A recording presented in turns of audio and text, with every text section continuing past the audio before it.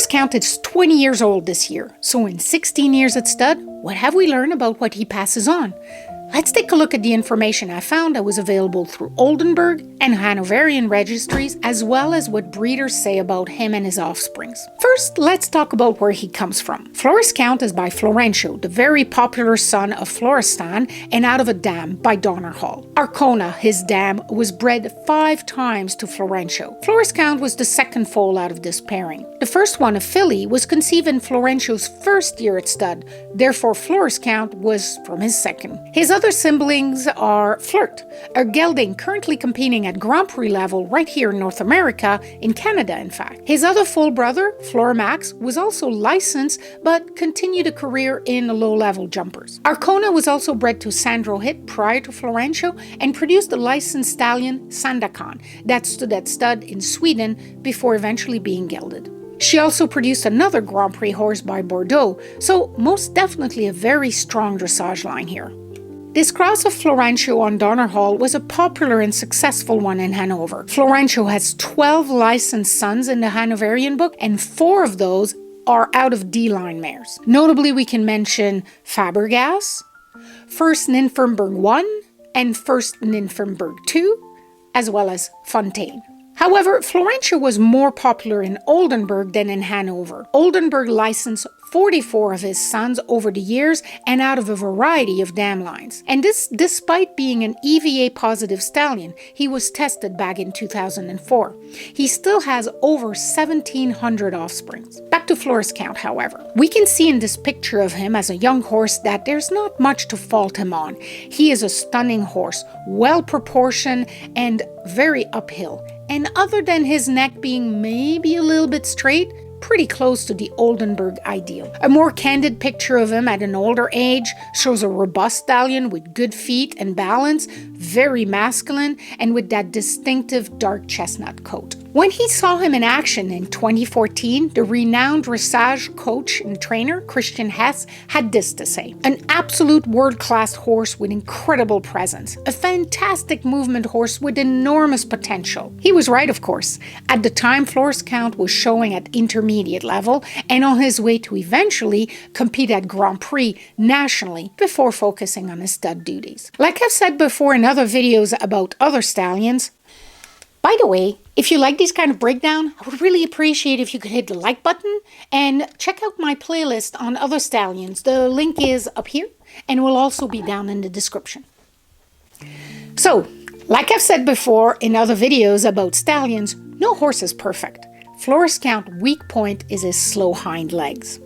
Certainly compared to more modern and snappy horse, and I admit the comparison to the exceptional Gento here is striking, and perhaps a bit unfair, but we can see what people mean by having a bit of a sluggish hind leg. Certainly too slow for the modern ideal. We will get back to the implication of this later on when the discussion about his progeny.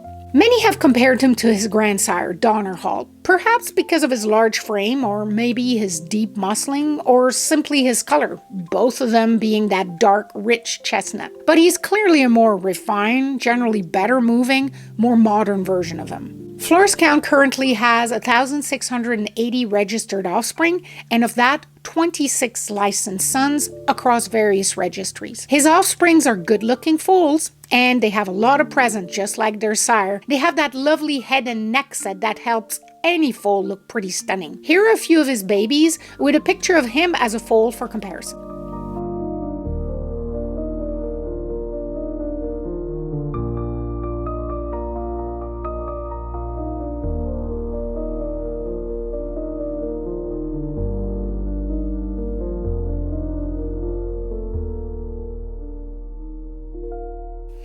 As for how strongly he stamps, I will let you judge with this collection of mature horses by him.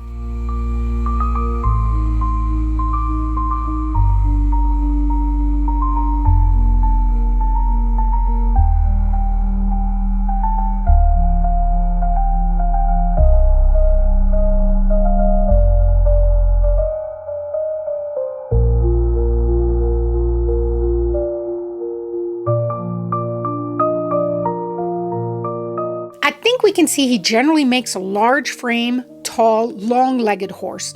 But other than that, he's not particularly prepotent for anything. That being said, I did find some outliers about that tall. Notably this one mare out of a beluga dam that stayed down definitely on the small side, still showing amazing movement, however. Breeders and registry number agree that he can improve the canter, giving it a good long stride with plenty of knee action. It does, however, come with a caveat. He is better paired with a mare with a very quick and strong hind end for the best result, as he does not pass this on, which is understandable since he does not have it himself. If we go back in his pedigree and we look at Florencio's value for the same trait, we can see that he did not generally pass on that quick of a hind egg either, despite being pretty good himself considering the times. Floriscount breeding value for Hanover are all very positive, and he has a very high dressage breeding index.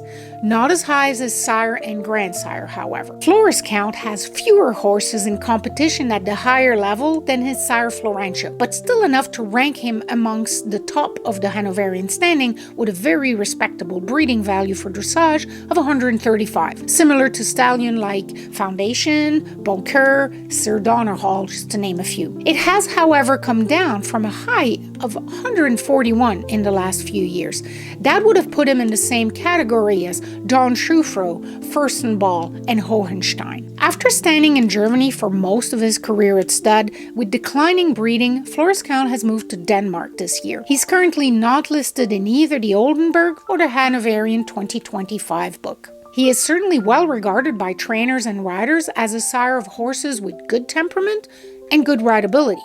His son, Fortunato H2O, for example, competed with success in para dressage. Interestingly, when looking at his approved sons, he seems to cross well with mares with some Donnerhall influence, as we can see with his sons Finnegan, First Deal, Florent, as well as Donnerhall, who's licensed with AES, but I couldn't find any pictures or information on him. The other crosses that seem to produce well-received colts are with mares by Laurie Crusader, with 3 licensed sons, Floris Crusader, Fergus, and Floris Rubin. Frustratingly for the breeders in North America and Australia that might very well have had the right mare for him, his frozen semen is quite hit and miss, with some heart-stoppingly low motility on thawings at times, and therefore people are a little bit reluctant to use him. Do you have a horse by Floriscount, or have you bred to him in the past? I'd be curious to hear about your experience if you want to share them in the comments below. If you stuck around until this point,